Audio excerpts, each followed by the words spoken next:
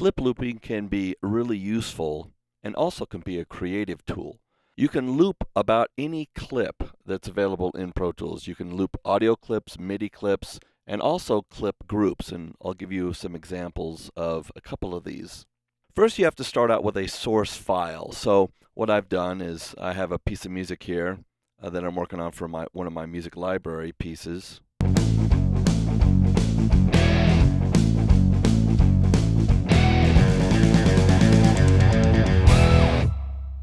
So what I did was make a selection of the last few bars of the guitar and brought it out here. So I'm going to take this clip and I'm going to loop it. So there are a couple of different things you need to know about looping clips. One is that there is a source clip, that's what this is right here. Then second, there is something called loop iterations, in other words, how many times this is going to repeat. And the third is called the looped clip, which is the entire selection. So we can loop a clip by selecting it and going up to Clip and selecting Loop. Also, there is a shortcut available, Option Command L.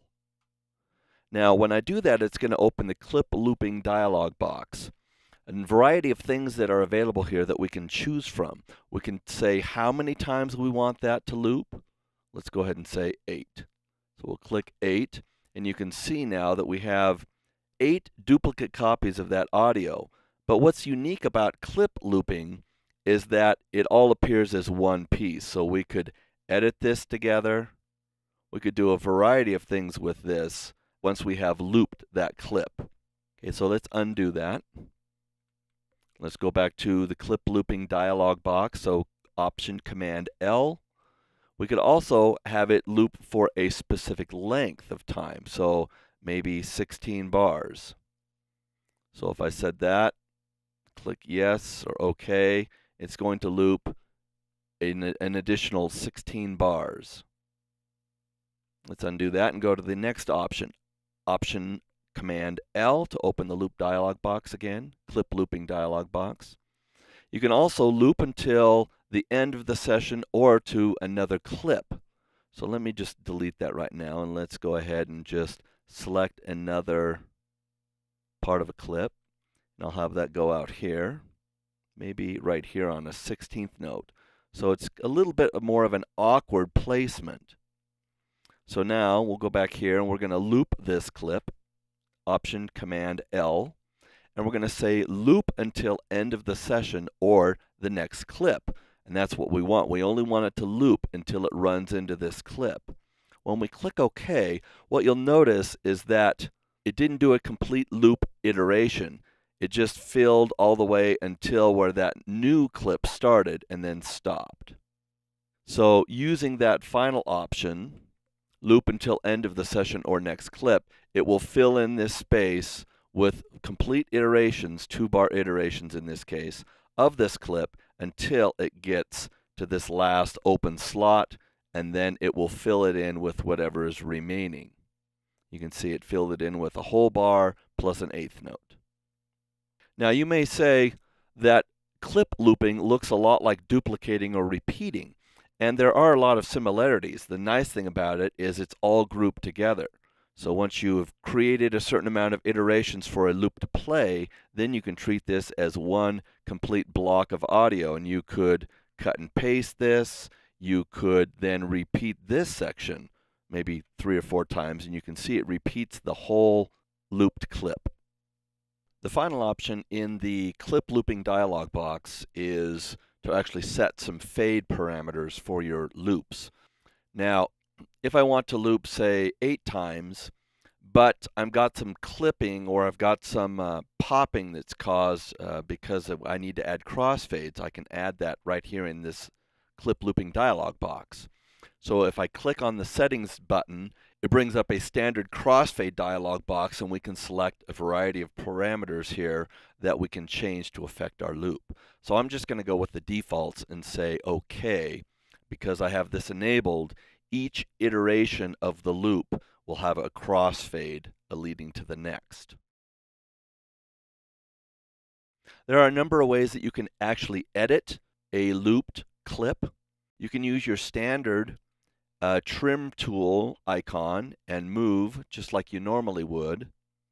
And it treats this whole looped clip as one piece of audio in this case. If it's a MIDI loop, it'll do the same thing. While trimming, you can also temporarily enforce a grid that matches the loop length so that you trim only in whole loop iterations. You can do that by clicking on the loop and then pressing down the control key, and as you move left or right, you can only move by whole loop iterations.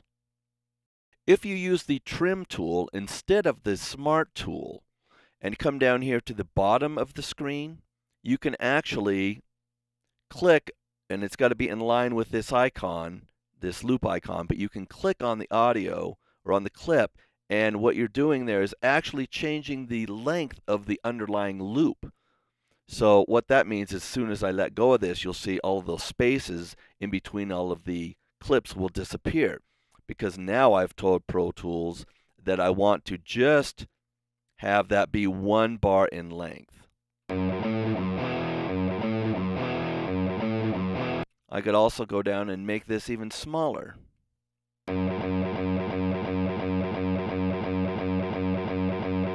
So what's happening is the overall length of the looped clip is remaining the same, but the length of the loop underlying is obviously being changed. There is an alternate mode that you can use with the trim tool that I wanted to discuss. It's called the loop trim tool, and you can access by going up to the trim tool icon and clicking and holding it down. And you can see there are actually 4 trim tools that you can select from. With the standard trim tool, you can trim the edges of your audio clip. The tool that I wanted to talk about is the actual trim tool. So let's look at that, the loop trim tool.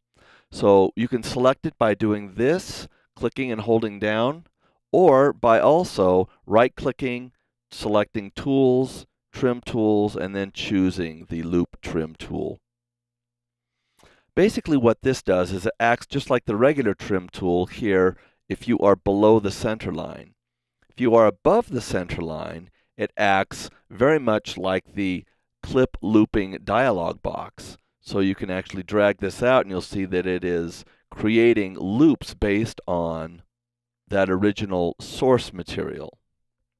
So in the bottom, it just stretches out the loop like normal, and above the center line, it turns into the loop trim tool and allows you to loop that particular clip. So a nice little snare drum machine gun effect we've made by using the loop trim tool. You can also unloop any particular loop by just right-clicking on it and scrolling down and saying unloop the clip. And when you do that, it's going to bring up this dialog box. You can either cancel, or you can flatten, or you can remove. If I select remove, it'll just leave me with my original clip right here. If I say flatten, what it does is essentially the same thing as when you duplicate or repeat. So if I chose flatten here, what you see is the individual clip, but it's repeated, as many times as we had when we were looping that clip. Let's go ahead and undo that. You can also unloop the clip by coming up to the clip drop-down menu and selecting unloop.